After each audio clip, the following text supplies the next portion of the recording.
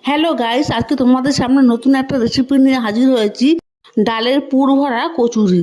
প্রথমে বিউলি ডালটাকে ভিজিয়ে রাখবো, তারপরে মিক্সিতে বেটে নেব। তার সঙ্গে আদা, জিরে, কাঁচা লঙ্কাও বাটবো। আবার শুকনো খোলায় মৌরি আর জিরে ভেজে নিয়ে সেটাকেও গুঁড়ো করে নেব। একটা কড়াতে তেল গরম হয়ে গেলে তার মধ্যে কালো জিরে আর হিং ফোড়ন দিয়ে তার মধ্যে ডালগুলো ঢেলে দিয়ে এবং তার মধ্যে কিছুটা লবণ আর স্বাদ মতন মিষ্টি দিয়ে নেড়ে চেড়ে নামিয়ে নিতে হবে।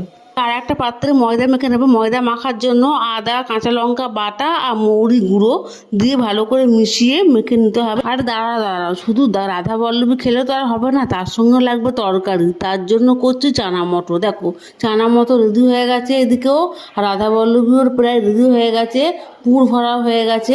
এবার হচ্ছে বেলার অপেক্ষা ভাজার অপেক্ষা। জাস্ট বাড়িতে করলে এরকম করে করবে তোমরা, খুব সুন্দর খেতে হয়। আমার তো এইভাবে রান্না করে বেশ ভালো লেগেছে। তোমাদের কেমন লেগেছে তোমরা আমাকে কমেন্ট করে জানাবে। আজকের মতো ভিডিওটা এই পর্যন্ত, আবার পরের ভিডিওতে তোমাদের সঙ্গে দেখা হচ্ছে। টা